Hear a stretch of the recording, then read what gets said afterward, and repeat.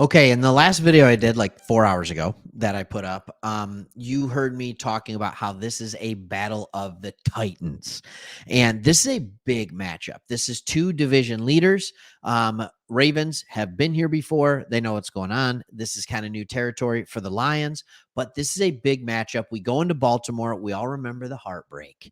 We remember the Justin Tucker, what was it, like 67-yard field goal the last time the Lions played the Ravens? That stunk. But anyways, I just wanted to look at a few key matchups. In our last video, we talked about key players coming back for the Lions. We're going to be a pretty healthy team going into this game. The Ravens are going to be a very healthy team. So that's one thing to look at. But let's just look at a few things. And I actually saw a few of these key matchups, believe it or not, on the Baltimore Beatdown. It's a website from Baltimore. And so they actually are calling this a heavyweight bout as well, which makes sense.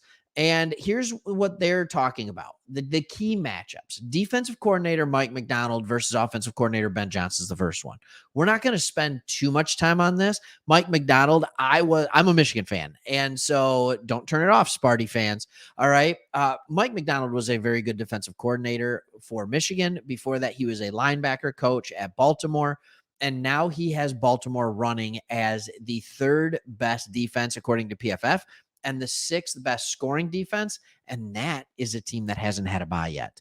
So they are doing a really, really good job. And he's doing a great job at drawing up defenses that are going to mix up play callers, mix up offenses, mess with quarterbacks' eyes. Like there's a lot of things going on that he's doing a phenomenal job at. On the other side, Ben Johnson, just as good. Both of these guys, I believe, are in their second year as in their respective position. They both are guys that are becoming names at the top of the industry for head coaching, depending on if you want to go defense or offense with your head coach. They're both very young. They're both very good. Jadeveon Clowney actually said that he might be the smartest defensive coordinator I've ever had. I still give the edge on this one to Johnson.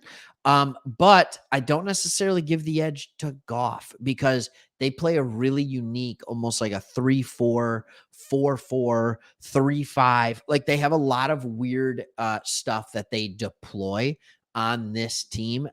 So I think really the bigger matchup is going to be our defense versus their offense. And we'll talk about that later. All right, so here's the next one, and I actually skipped a couple, but the Ravens front seven versus the Detroit Lions offensive line. Okay, this is pretty simple. You have a Baltimore Ravens team that is tied for the most sacks in the NFL through 6 games. You have a Detroit Lions offensive line that is rated number 1 via PFF.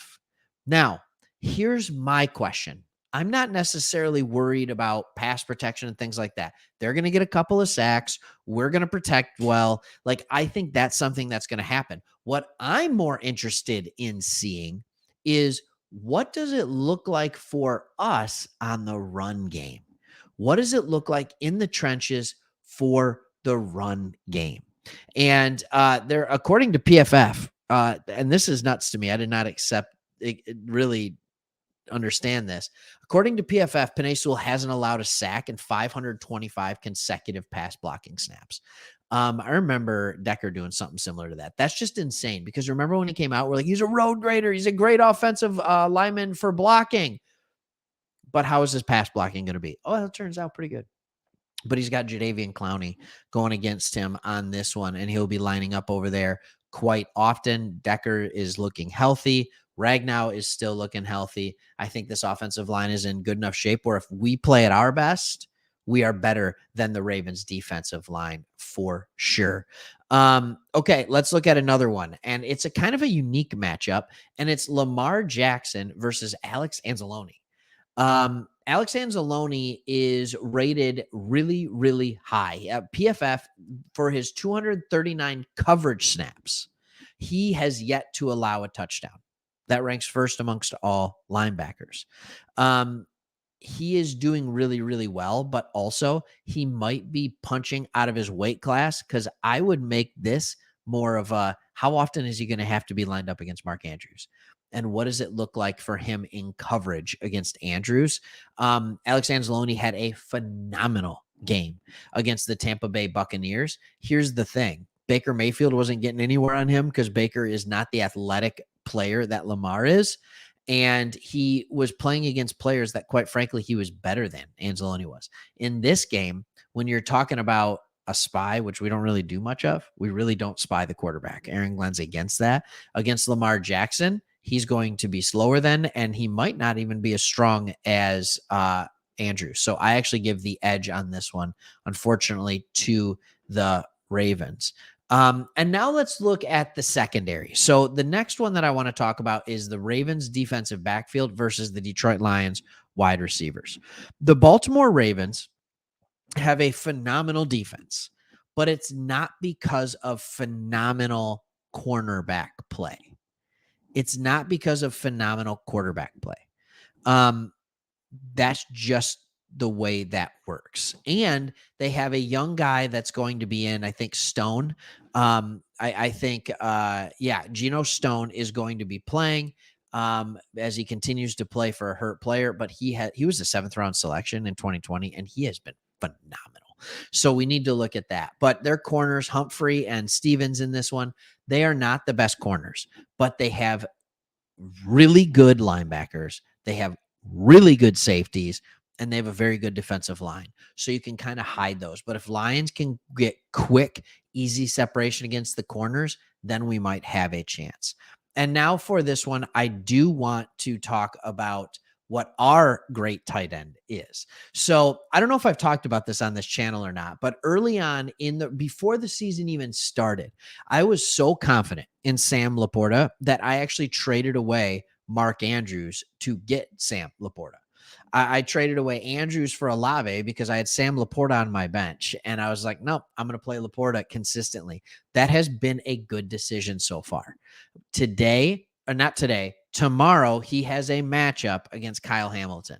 Kyle Hamilton, who some people feel should be suspended for this game for his hit in last week's contest, but he's not. Kyle Hamilton is long. He's fast. He's lanky. He's at 6'4", 220. He's kind of one of those guys that you're like, darn it. Like, he's perfectly suited to defend tight ends. He absolutely is. And against tight ends, he has been phenomenal.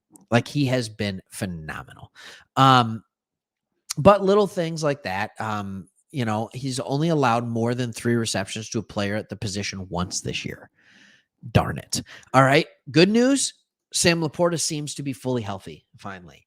So that's really exciting. So here's my hope for this video. My hope is that it helped you get a little deeper dive into some of the players, some of the matchups that are going to be happening on the field. Hope you enjoyed it. And the content. Hey, we're always giving Lions content, at least 1, sometimes 2 or more videos a day. And if you like that, please consider subscribing, hit the comments. Who do you think is the best matchup for the Lions? What are you most nervous about? And so on and so forth. So hope you enjoyed it, and like, comment, subscribe, and we'll see you on the next one. Thanks for watching.